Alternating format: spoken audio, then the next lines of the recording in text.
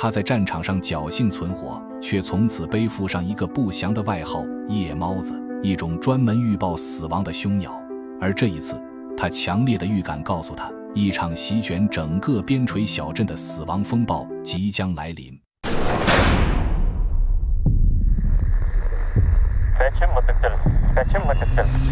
Өнөг логийн хорвон цаас нуусаар арилжаад альтай булгамын төрөв дообитар бүхнөр овж гэж насготала.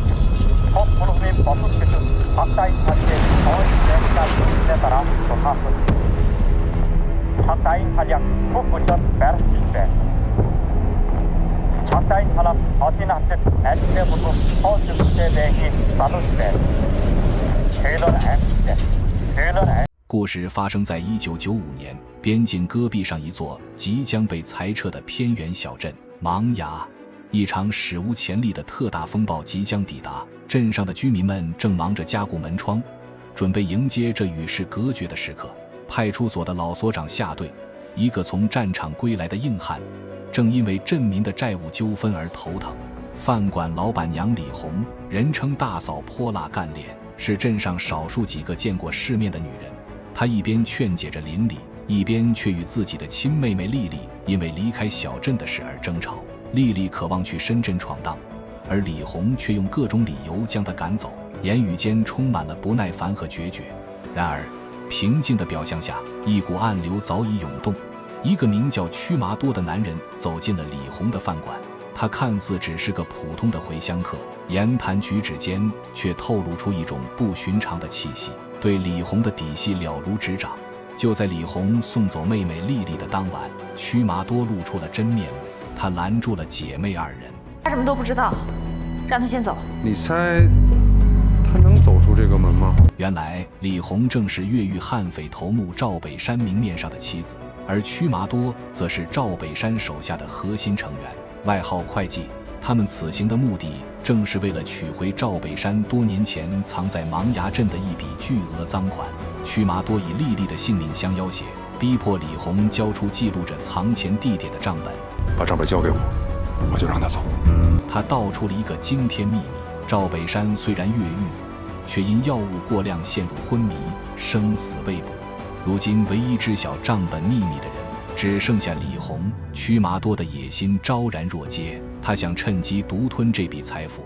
为了妹妹的安全，李红被迫妥协，将丽丽送走，自己则陷入了更深的漩涡。第二天，风暴如期而至，整个芒崖镇彻底断电，断讯成为一座孤岛。与此同时，夏队在镇外的加油站发现了3具尸体，死者正是配合赵北山越狱的狱警和医生。他立刻意识到，一场大案已经笼罩了这座小镇，而他们已经被困住了。夏队和手下2名警员简宁多杰组成了芒崖镇唯一的防线。另一边，拿到账本的屈麻多并不满足，他找到了李红，提出了一个更加歹毒的计划。你想让我杀了他？他要李红亲手毒杀还在昏迷中的赵北山，以此作为加入他们新团伙的投名状。与此同时，匪徒们已经开始根据账本上的线索，在镇上疯狂挖掘赃款。镇民老王家的仓库里凭空多出了一个大坑，这引起了夏队的警觉。通过对近期外来人口的排查，夏队推断出，这伙悍匪正是利用几年前施工队的名义，在芒崖各处埋下了赃款。如今他们正是要借着风纪的掩护，将这笔钱全部取走。屈麻多召集了所有同伙，煽动众人脱离赵北山单干，瓜分这笔天降横财。他承诺自己会解决掉大哥赵北山，让大家再无后顾之忧。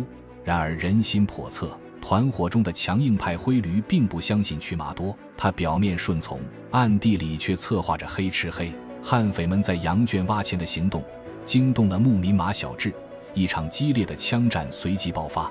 夏队和简宁闻讯赶来支援，却终究晚了一步，马小智被匪徒残忍杀害。在交火中，夏队以一敌多，利用地形优势击毙数名匪徒，但自己也几乎弹尽粮绝。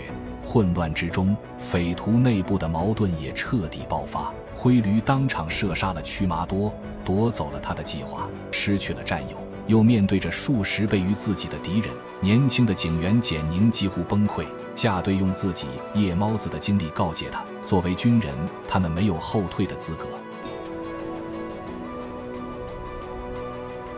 我保护不了你，你一直在保护我。夏老师，你教我吧，怎么才可以守住阵地？就在此时，一个意想不到的人物突然出现，彻底打破了僵局。那个本应在昏迷中的悍匪头目赵北山，竟安然无恙地出现在了李红的饭馆里。原来李红并未按曲麻多的计划下毒，赵北山的归来让所有人的命运再次变得扑朔迷离。他轻易地镇压了灰驴等人的叛乱，重新掌控了局面。这个男人的心机与狠辣远超所有人想象。他逼迫李红在众人面前表态，甚至用一场残忍的赌命游戏来测试他的忠诚。账本的事儿，你得给他们个说法。面对赵北山的步步紧逼，李红最终选择了屈服。他开枪杀死了忠于赵北山的老部下舌头，彻底断了自己的后路。此时的夏队通过审讯被捕的匪徒，得知了饭馆里藏有电台的线索。他决定冒险潜入，联系外界增援。在李红的暗中帮助下，夏队成功找到了电台，但就在即将接通信号时，被匪徒发现，电台被当场砸毁，夏队也被俘虏，唯一的希望破灭了。简宁在掩护夏队时，不幸中枪牺牲。你听好了，永远不要回头看，不管多难过，不要回头看，往前看。过去的事儿就过去了。临终前，他告诉夏队不要回头看，要永远向前。这份嘱托成为了夏队坚持下去的唯一信念。失去了所有战友，夏队成了真正的孤军。而赵北山在得知警察试图联系外界后，决定先下手为强。他命令手下放弃挖钱，全力攻下派出所，消灭着最后的威胁。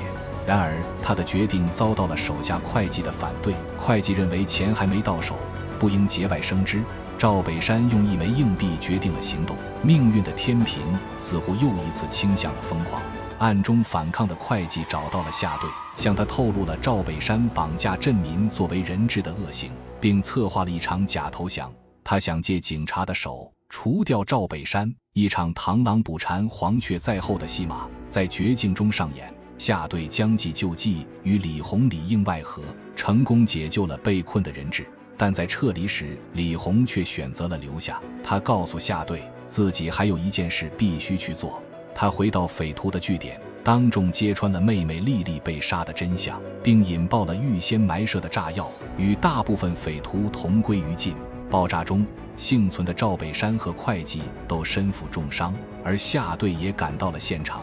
会计在临死前将最后一箱钱的位置告诉了夏队，完成了他最后的救赎。风暴过后，赵北山的手下们拿到了钱，准备离开，但赵北山却再次出现，用利益和规矩重新将这群亡命徒笼络在身边。他们驱车逃离，却没想到夏队早已在路上设下了最后的陷阱。利用路障和油桶，夏队制造了连环车祸，将匪徒的车队彻底摧毁。最后的决战展开，就算被刀抵住喉咙，赵北山依然无惧，尽显悍匪本色。舌头，开枪，大不了一起死。舌头。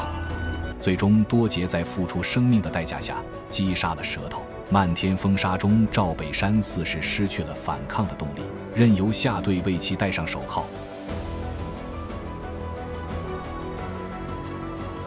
当风暴散去，阳光重新洒向这片满目疮痍的土地时，王崖镇的居民们登上了离开的汽车。夏队，这个孤独的夜猫子，选择了一个人留下，守护着这片埋葬了太多罪恶与牺牲的土地。车窗外，他的身影在风中显得如此渺小，却又像一座永不倒塌的丰碑。